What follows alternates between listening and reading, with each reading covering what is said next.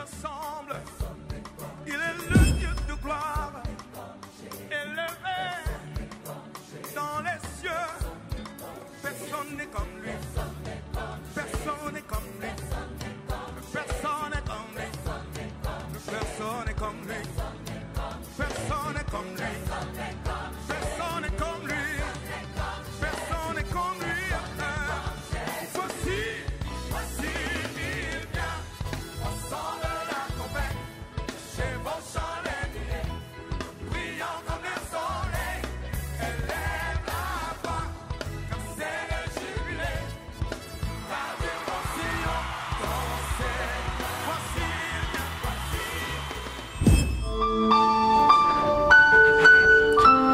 vient. Seigneur, tu nous fais voir ta gloire alors que tu nous délivres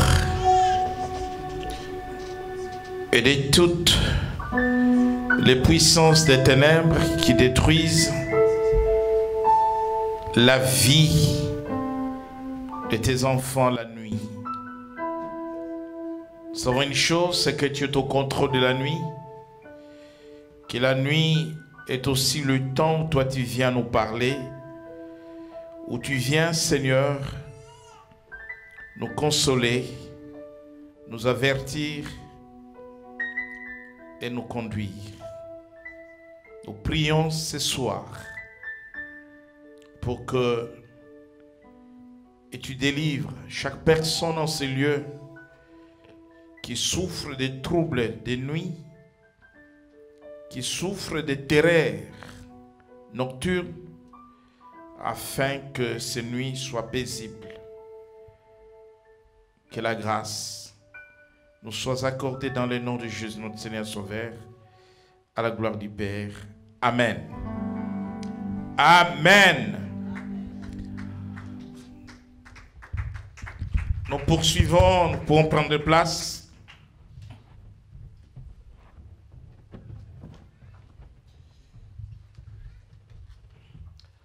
Nous poursuivons notre enseignement sur le mystère de la nuit. Nous avons commencé cet enseignement à expliquer que nous voyons l'ennemi à l'œuvre la nuit, mais nous savons que l'Éternel est au contrôle de la nuit, car l'Éternel nous visite aussi la nuit. Dans un premier temps, nous sommes en train de voir comment le diable, par les biais de ses serviteurs, les sorciers, les magiciens, les occultistes, opère la nuit. Et comment, pendant le sommeil, si nous ne sommes pas vigilants, si nous ne veillons pas par la prière, par le jeûne, par la méditation de la parole de Dieu, nous pouvons laisser l'ennemi s'aimer livrer dans nos vies. Et ce soir, nous verrons que l'ennemi peut venir aussi s'aimer livrer pendant que nous dormons, mais il va utiliser un moyen qui est celui des rêves. Voilà comment nous avons intitulé notre sous-thème « La délivrance des rêves qui suivent ». Car il y a de bons rêves, mais il y a de mauvaises rêves. La délivrance des rêves qui suivent.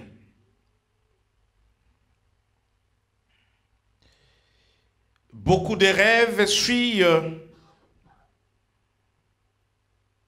la chair, suivent aussi l'esprit, mais suivent aussi l'âme.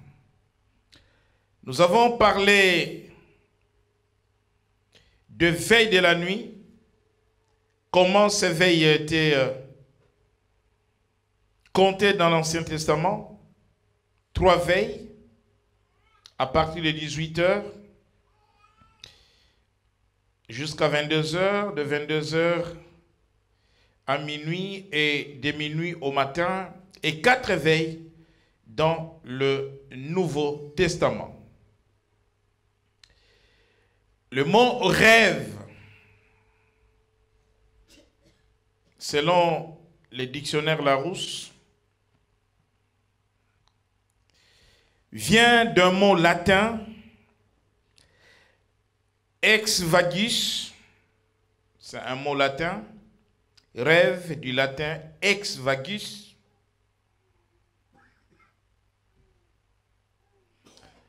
qui veut dire laisser voyager sa pensée. Laisser voyager sa pensée par des émotions physiques et charnelles. Nous verrons dans la parole de Dieu, le livre d'Ecclésiaste viendra nous dire que les rêves viennent de la multitude de nos pensées. Nous lisons le premier texte d'Ecclésiaste, Ecclésiaste chapitre 5, verset 2.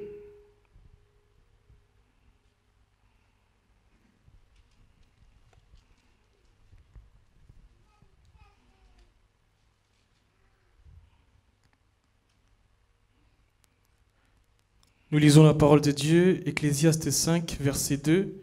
« Car si les songes naissent de la multitude des occupations, la voix de l'insensé se fait entendre dans la multitude des paroles. Lorsque tu as fait un vœu à Dieu, ne tarde pas à l'accomplir, car il n'aime pas les insensés. Accomplis le vœu que tu as fait. » Reviens sur le verset 2, uniquement le verset 2. « Car si les songes naissent de la multitude des occupations, la voix de l'insensé se fait entendre dans la multitude des paroles. » Et lis le verset 5 et 6. « Ne permets pas à ta bouche de faire pécher ta chair, et ne dis pas en présence de l'envoyé que c'est une advertence. Pourquoi Dieu s'irriterait-il de tes paroles, et détruirait-il l'ouvrage de tes mains? Car s'il y a des vanités dans la multitude des songes, il y en a aussi dans beaucoup de paroles. C'est pourquoi crains Dieu. » Merci.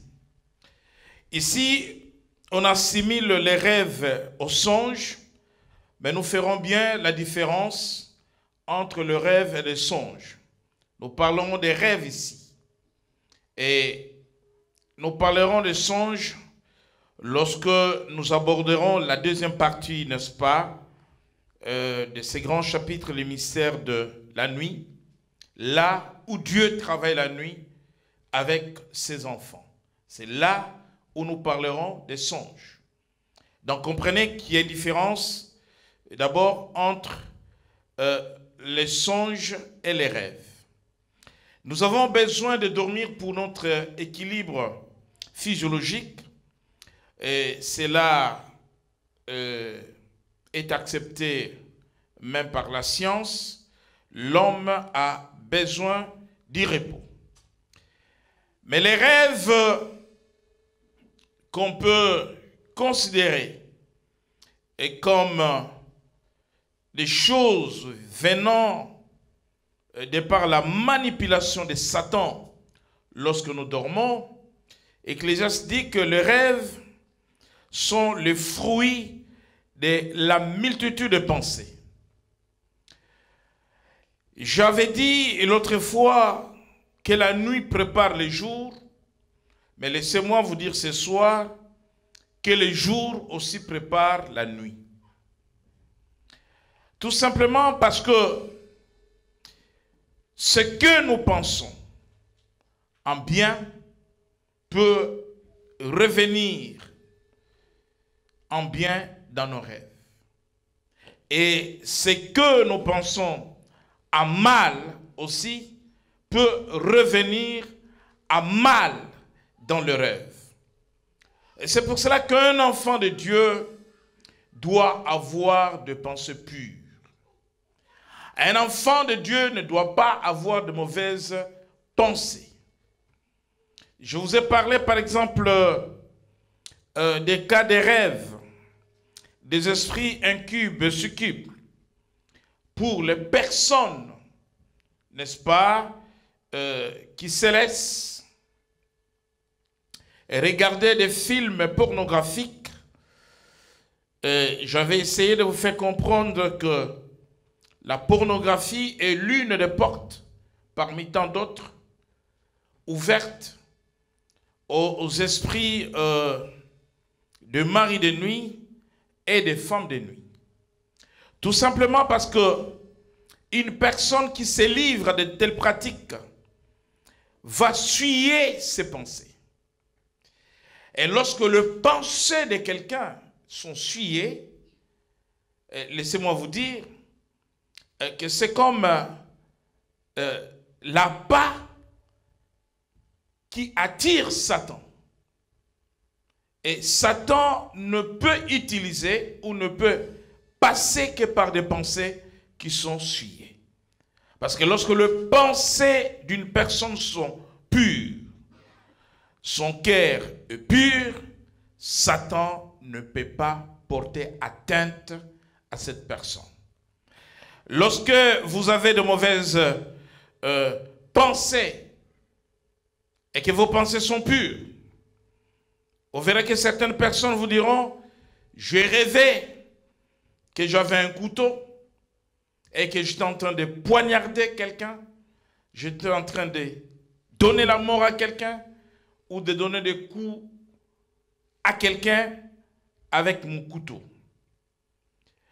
Une personne qui a des pensées pures, qui n'a pas eu une pensée mauvaise envers son prochain, ne peut pas, n'est-ce pas, devenir dans les rêves un tueur.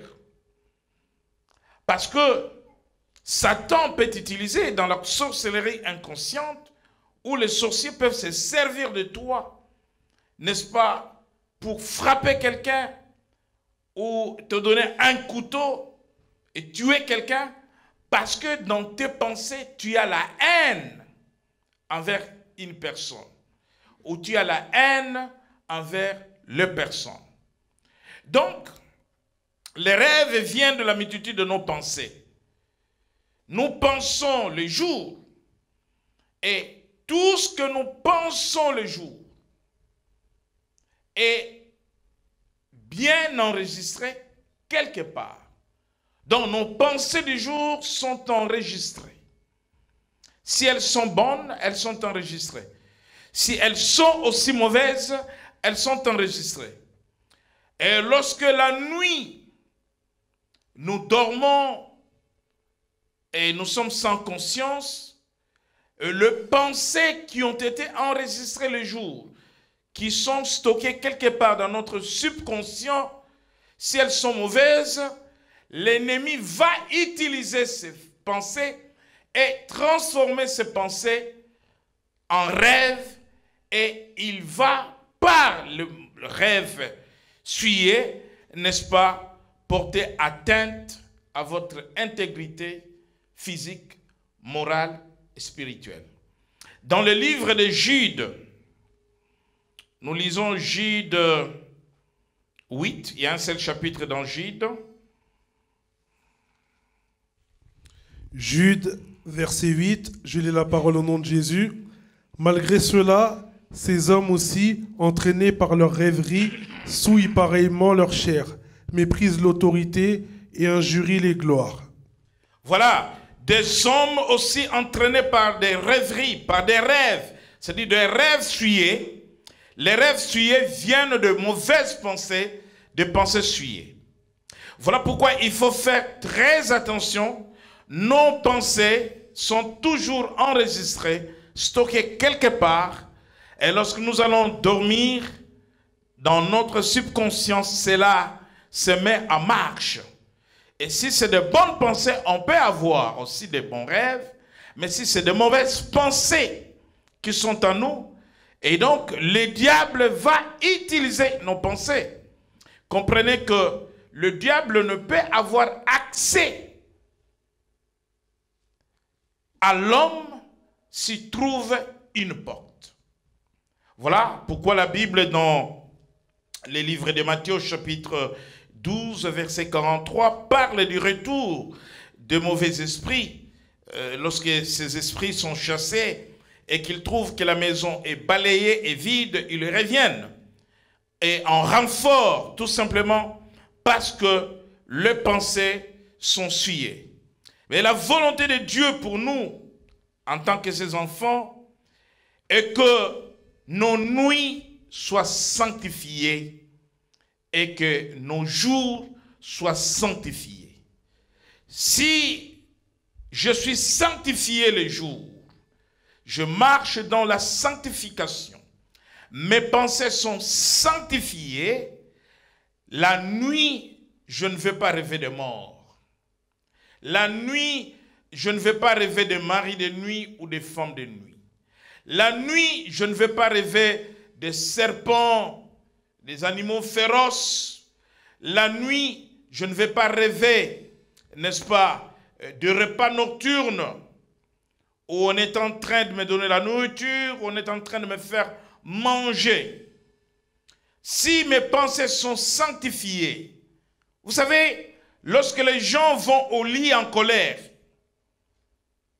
vous venez de vous disputer, et ça c'est fréquent dans le couple, et pas seulement dans le couple, quelqu'un qui dort, alors qu'il venait de se mettre en colère, sans se repentir, demander pardon à Dieu. Il dort avec des pensées souillées. Et la colère est une des caractéristiques de l'ennemi. Et donc le diable va utiliser ses propres pensées pour pouvoir porter atteinte à la vie de cette personne. Parce que tes pensées sont souillées. Tu es fâché, tu as la haine. Tu sors de mauvaises paroles de ta bouche. Tout ce que tu as sorti comme mauvaise parole. Tu as eu la convoitise. Et tu as eu une convoitise sur un homme, sur une femme. Cette convoitise peut se transformer en mari de nuit ou en femme de nuit. Et par contre, chez d'autres personnes, parce que tu as des pensées souillées, ce sont d'autres personnes qui vont rêver de toi. Et donc, on va commencer à te voir la nuit parce que tu as des pensées souillées, tu as de mauvaises pensées sur les autres, et les autres vont commencer à te voir. Et on dirait que tu es sorcier, alors qu'en réalité, tu n'es pas sorcier. Et on dirait que les sorciers portent ton visage.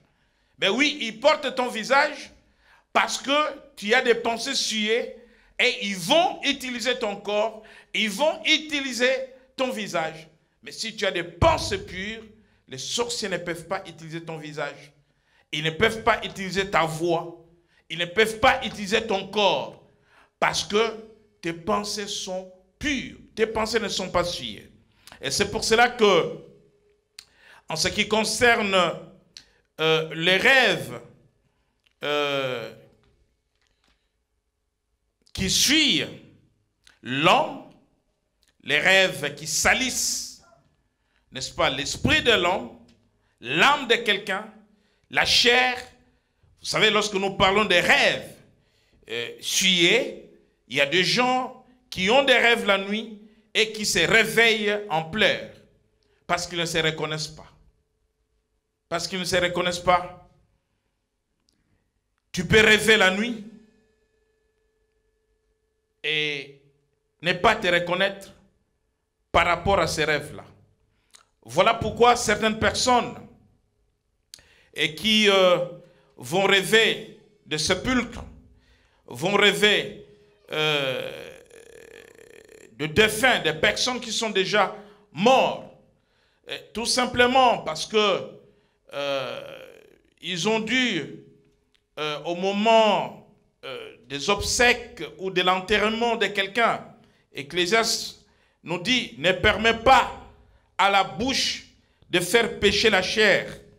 Et ne dis pas en présence de l'envoyé que c'est une advertence. Pourquoi Dieu serait-il de tes paroles et détruirait-il l'ouvrage de tes mains?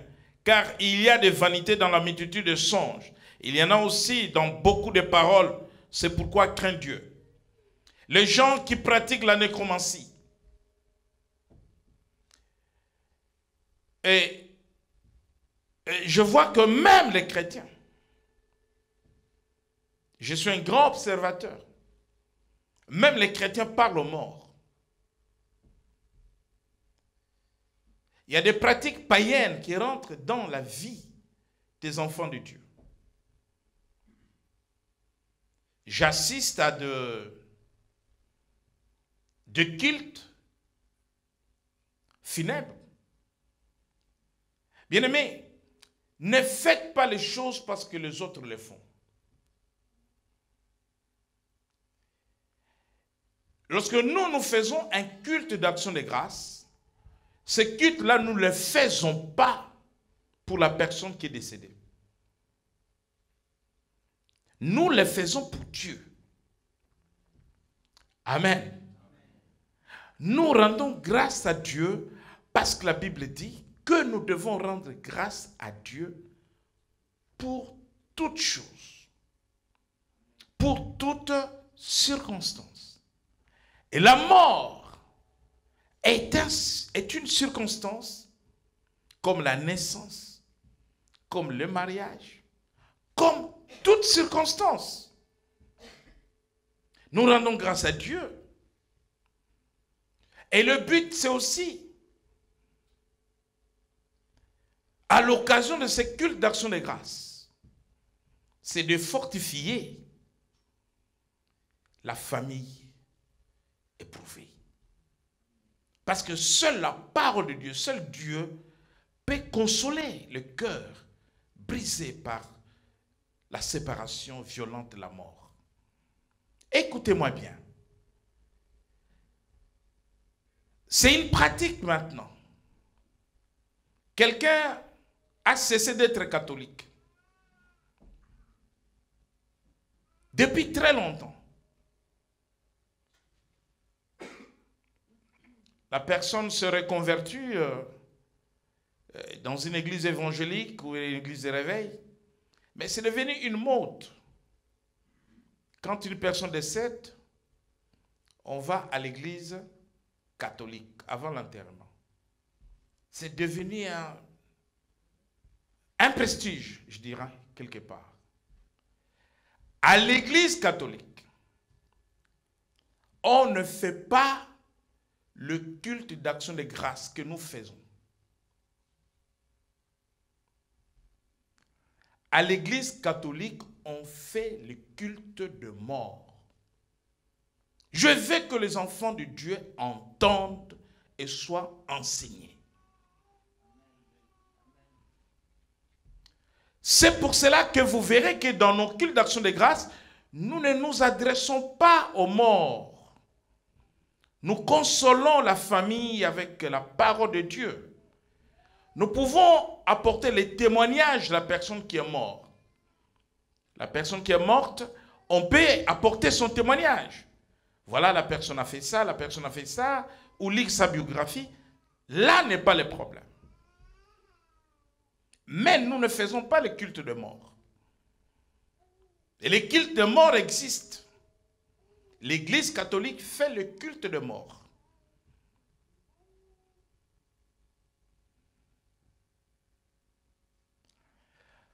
Et nous parlons de la personne. Cette personne qui nous quitte était une personne du bien. Cette personne a fait ça. Cette personne a fait ça. Cette personne. Nous parlons de la personne. Mais nous ne nous adressons pas à la personne. Alors, quand vous désignez son enfant ou sa fille ou son frère ou un membre de famille qui vient lire un mot en s'adressant aux morts, c'est de la pratique de la nécromancie. c'est de la sorcellerie. La nécromancie, c'est une des branches de l'occultisme au même titre que la divination, la sorcellerie et tant d'autres. Parce que le médium, dans le livre de Lévitique, la Bible dit, ne vous adressez pas à ceux ou n'allez pas consulter ceux qui invoquent le mort. Le spiritisme, les médiums.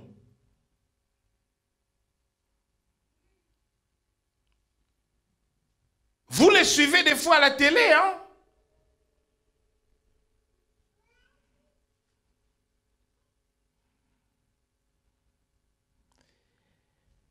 Il y a certaines chaînes qui font passer des films et à la fin du film, c'est le médium qui passe.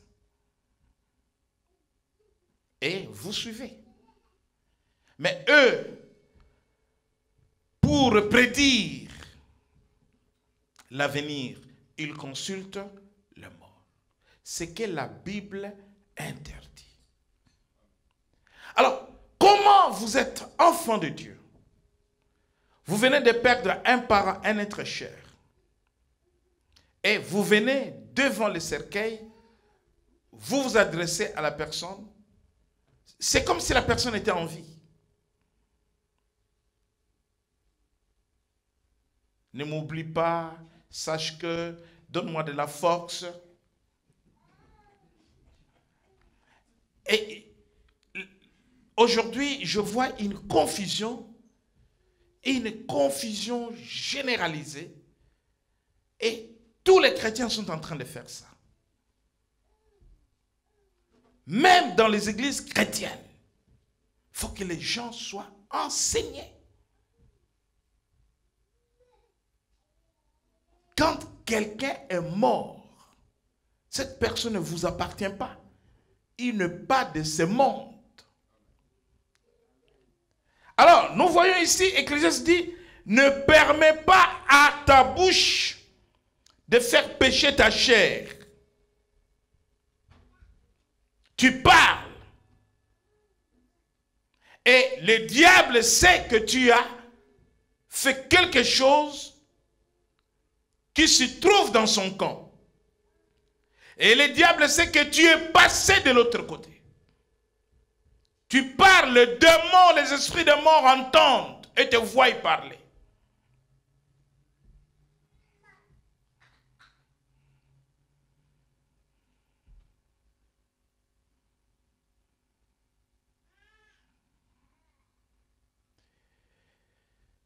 Et parce que tu as pratiqué la nécromancie, parce que tu as parlé aux morts,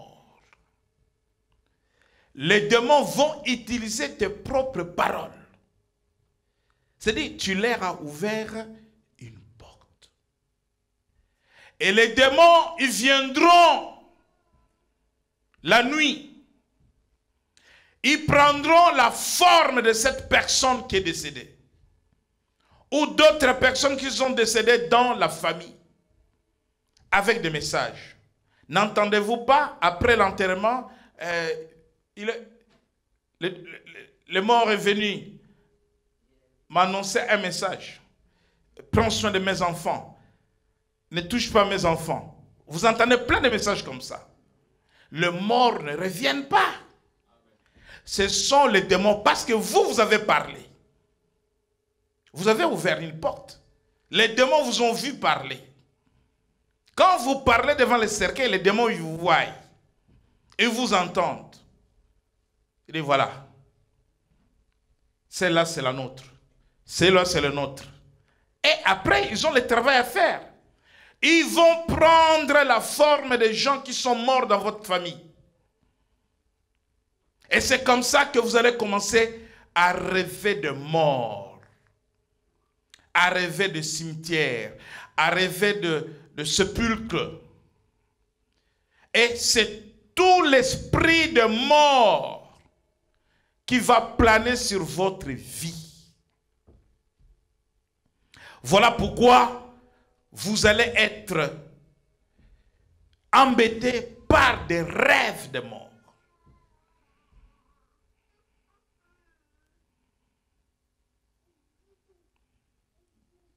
Faites attention de la manière dont vous faites vos deuils.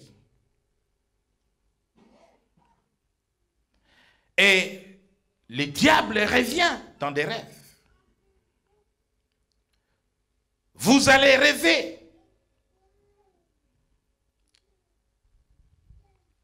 J'étais dans un hôpital, prier pour une personne qui était en train de mourir, mais que Dieu avait guéri par sa grâce et sa bonté. Cette personne était en train de dialoguer avec sa mère qui est déjà décédée. Moi, je ne connaissais pas sa mère. Mais une de ses sœurs était là, à côté de moi. Quand je pratiquais la délivrance, et c'est elle qui me dira, mais c'est la voix de maman.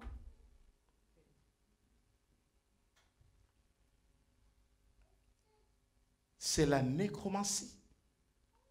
Maintenant, toi tu es en vie. Tu parles avec le mort. Est-ce que tu es dans le camp de vivants ou tu es dans le camp de morts?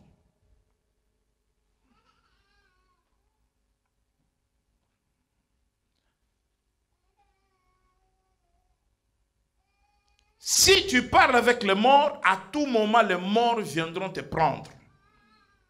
À tout moment, tu leur appartiens. Tu es vivant, mais tu leur appartiens. Ils viendront te prendre à tout moment.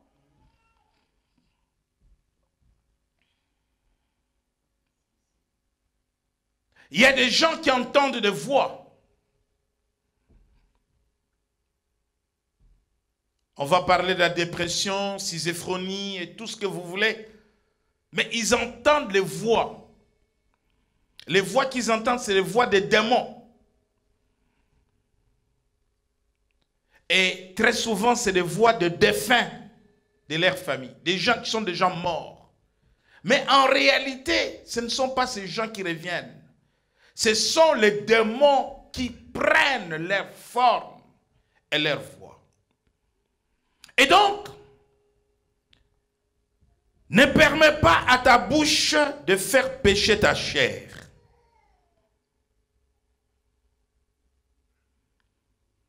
Car si les songes naissent de la multitude des occupations, la voix de l'insensé se fait entendre dans la multitude de paroles. Tu dis n'importe quoi devant les cercueils. Tu dis n'importe quoi à la morgue. Tu ne peux pas pleurer sans rien dire. Mais c'est possible de pleurer sans rien dire.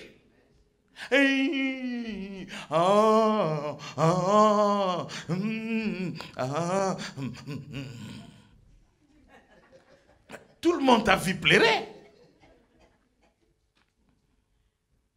Ne nous laisse pas ainsi. Il pense à nous. Mais tu parles aux morts. Les morts que les cimetières sont de hauts lieux élevés où Satan opère.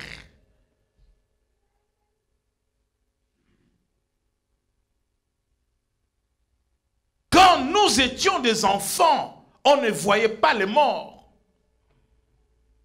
Nous étions enfermés dans des maisons. Vous croyez que nos parents étaient bêtes? Et vous croyez que nos parents ne savaient rien de ces choses?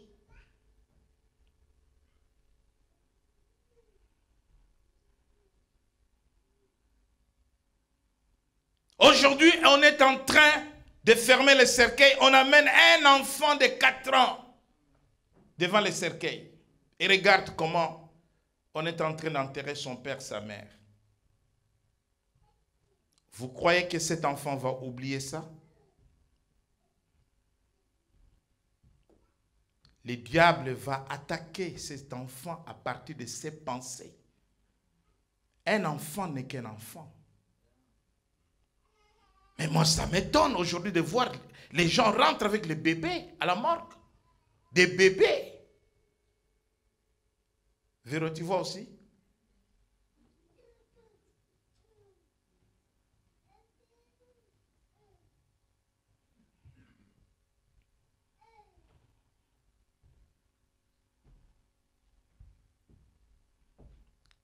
Oh, l'enfant fait un poème pour sa mère. Vous savez ce qui se passe au moment de l'enterrement. Vous croyez que le cimetière, c'est le palais royal?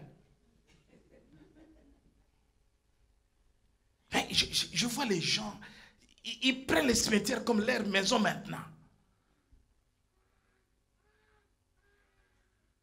Pourquoi les magiciens, la nuit, ils vont au cimetière?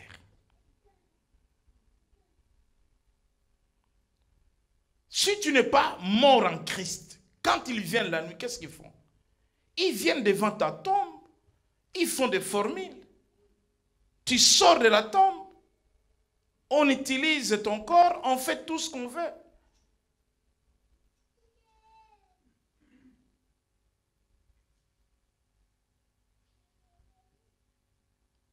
Il y a des satanistes, ce n'est pas un secret, qui vont même payer de l'argent dans des morgues, prendre les corps, amener, faire ce qu'ils font et tout, et ramener, avant qu'il ne soit 6 heures du matin. Bien-aimés dans le Seigneur, les paroles insensées doivent cesser. Et après, c'est des cauchemars, c'est des troubles dans des familles. Les enfants ne dorment pas. Ça commence à développer des maladies psychosomatiques, tension, dépression. Ce n'est pas un évangile de la peur. Mais on ne peut pas laisser les gens faire de la nécromancie. On ne peut pas.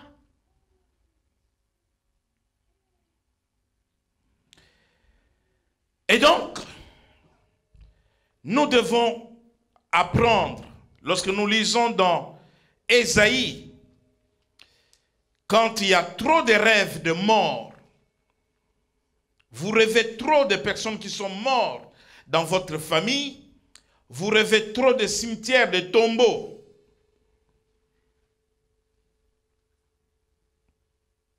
Ça peut arriver.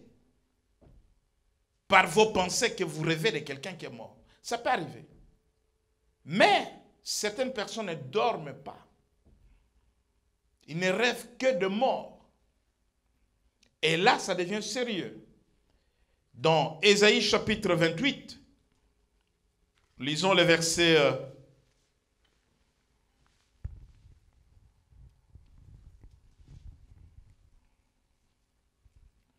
verset 18. Ésaïe chapitre 28, verset 18, je lis la parole au nom de Jésus. Votre alliance avec la mort sera détruite. Votre pacte avec le séjour des morts ne subsistera pas. Quand le fléau débordé passera, vous serez par lui foulés aux pieds. Merci. Vous pouvez être dans une alliance avec la mort. Et il y a des familles qui, par des pratiques des autels, qui ont introduit des alliances avec la mort, avec le pacte de mort. Où on vient prendre les gens de manière précoce. Les gens meurent de manière précoce parce que c'est une alliance qui a été conclue avec la mort. C'est un pacte. Il n'y a pas de vieillard. Et quand c'est le cas, il y a besoin de la délivrance. La délivrance va consister à détruire l'alliance ou le pacte avec la mort pour que l'esprit de mort ne plane pas sur vous, que vous ne soyez pas à la merci de mort. Bien-aimés dans le Seigneur, les rêves venant de Satan, venant des démons, venant des sorciers, nous prépare à nous lever dans la prière dans le nom de Jésus. Nous prépare, n'est-ce pas, à préparer nos nuits, de manière à ce que nos nuits soient sanctifiées.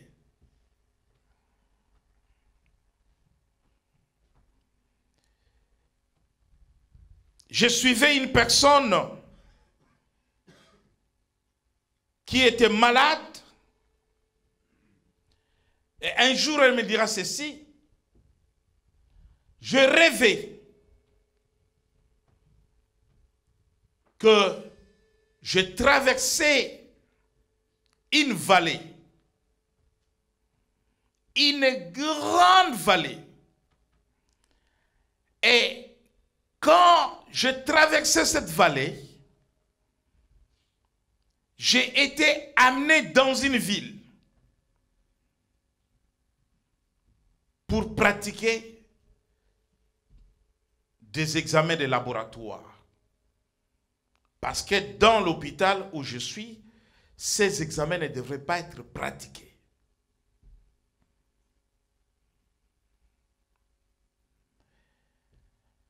J'ai compris que la vallée que cette personne avait vue dans le rêve, que cette personne avait traversée, c'était la vallée de l'ombre de la mort. Et je lui ai montré les textes de Psaume 23. Bien-aimé, le lendemain, les médecins sont venus chercher cette personne pour lui expliquer que tu vas aller dans une autre ville. Le nom de la ville que la personne m'avait donné en Île-de-France. Le nom de la ville. Les médecins lui ont dit, dans cet hôpital, on ne peut pas faire cet examen. Ça sera fait dans telle ville. Tel que la personne avait vu dans le rêve.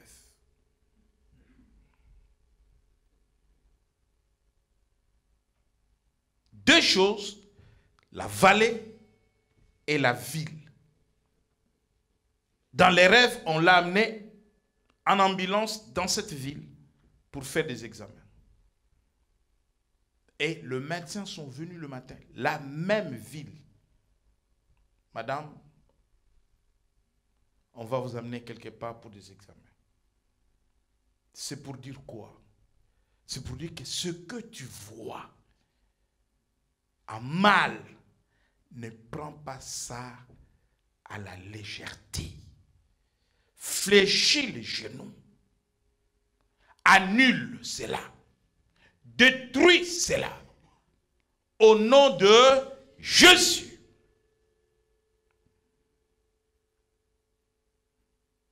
Je vais envoyer encore un point de prière, peut-être demain ou après-demain. Comment tu dois prier pour le matin? Parce que la prière du matin va te permettre d'annuler toutes les opérations de la nuit. Parce que les opérations de la nuit trouvent leur accomplissement le jour. Et toi, quand tu feras la prière stratégique des combats du matin, tu vas annuler tout ce qui s'est passé pendant ton sommeil, parce que pendant que tu dors, tu es dans l'inconscient. Tu ne sais pas où on a amené ton corps. Tu ne sais pas qu'est-ce qu'on a fait avec ton corps. Surtout que, si tu n'avais pas sanctifié ta nuit, la prière du combat du matin, c'est une prière de rattrapage pour toi. Pour annuler tout ce que l'ennemi a fait sur ton esprit, sur ton âme, sur ton corps la nuit. Et il est arrivé que Dieu, parce que je parlerai comment Dieu montre, ça sera la semaine prochaine, comment Dieu nous parle la nuit. Plusieurs fois, Dieu m'a montré des maladies. La nuit.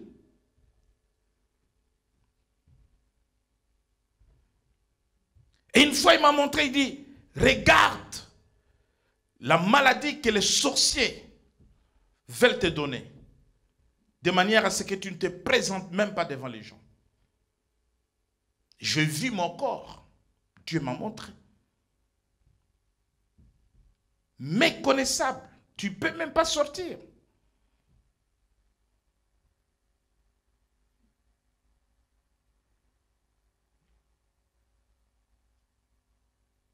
Et donc, la prière de combat du matin que vous allez recevoir demain ou après-demain va vous permettre maintenant d'annuler toutes les opérations qui vous soient inconscientes. Il n'y a que la prière par le nom de Jésus qui peut te protéger la nuit, parce que quand tu dors, tu es inconscient. Tu n'es pas différent de quelqu'un qui est mort quand tu dors.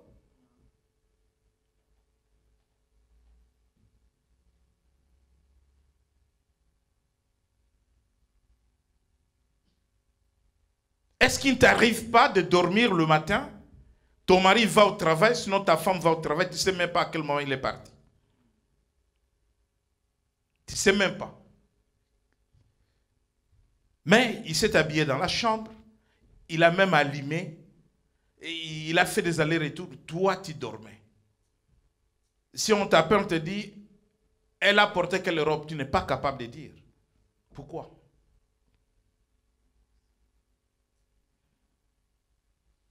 Amen. Je vais donner quelques psaumes pour préparer nos nuits. Le psaume, quelques psaumes pour préparer nos nuits.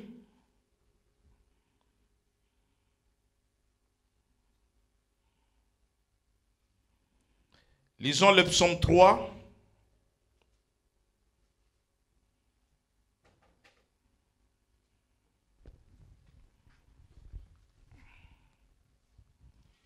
Nous lisons la parole de Dieu, psaume 3, psaume de David, à l'occasion de sa fuite devant Absalom, son fils. Ô Éternel, que mes ennemis sont nombreux, quelle multitude se lève contre moi. Combien qui disent à mon sujet, plus de salut pour lui auprès de Dieu. Mais toi, ô Éternel, tu es mon bouclier, tu es ma gloire et tu relèves ma tête. De ma voix je crie à l'Éternel, et il me répond de sa montagne sainte. Je me couche et je m'endors. Je me réveille car l'Éternel est mon soutien. Je ne crains pas les myriades de peuples qui m'assiègent de toutes parts. Merci. Je me couche et je m'endors. Je me réveille car l'Éternel est mon soutien. Le psaume 91, verset 6.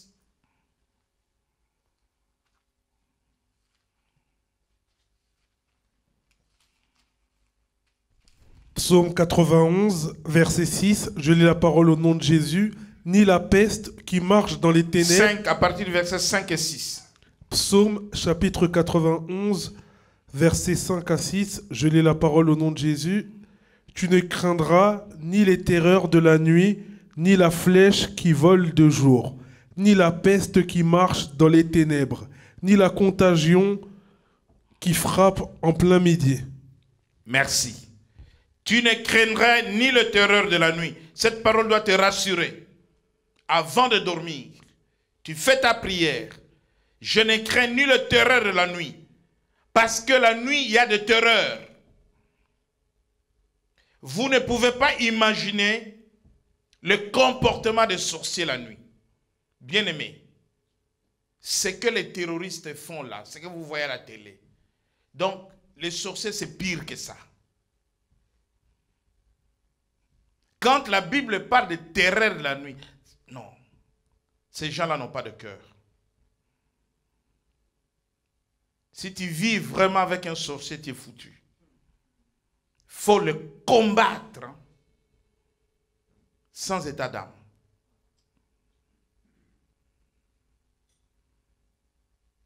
Sans état d'âme. Un jour, je parlais avec un petit sorcier qui va confesser qu'il a tué l'enseignant.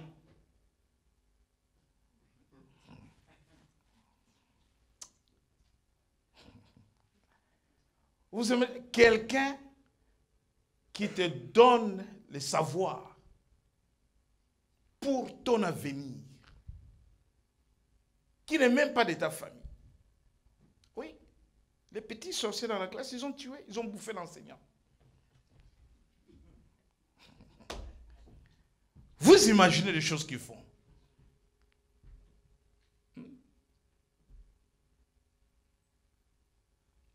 J'étais dans un pays quelque part ici en Europe. Une femme est venue, me dit,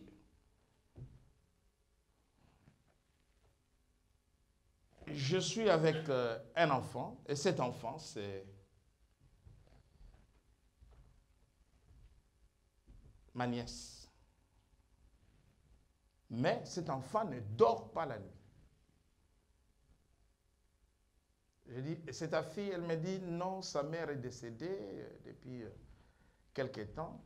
C'est la fille de ma soeur. Elle me dit, cet enfant ne dort pas la nuit. Toute la nuit, il regarde. Et on ne sait pas. Qu'est-ce qui se passe?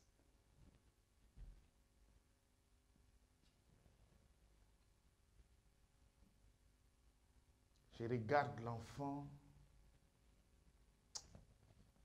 Pitié. Une sorcière.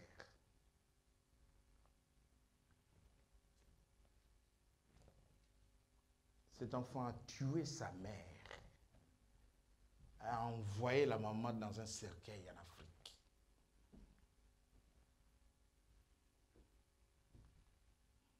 Et j'ai dit la vérité à la tante. J'ai dit, c'est elle qui a tué ta soeur. Bon, maintenant, il faut qu'elle soit délivrée. Sinon, le prochain tour, ce sera toi. Oui. Bien-aimé, c'est pour cela qu'il faut veiller et prier. Amen. Même ton propre enfant, s'il est dans la sorcellerie, les enfants dans la sorcellerie sont manipulables. Dont ton père, il donne. Dont ta mère, il donne. Ils sont tels que vous les voyez enfants. Dans le monde des ténèbres, ils sont enfants manipulables.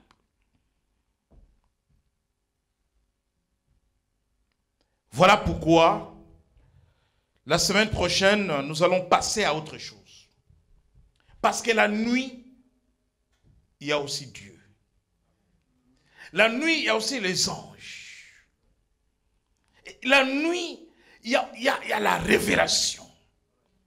La nuit, il y a Dieu qui va te dire, demain ne sors pas. C'est ce que nous allons voir la semaine prochaine. La nuit, Dieu est averti. La nuit, Dieu va te dire que cette personne que tu es en train de suivre, attention. Cet homme-là, c'est un magicien.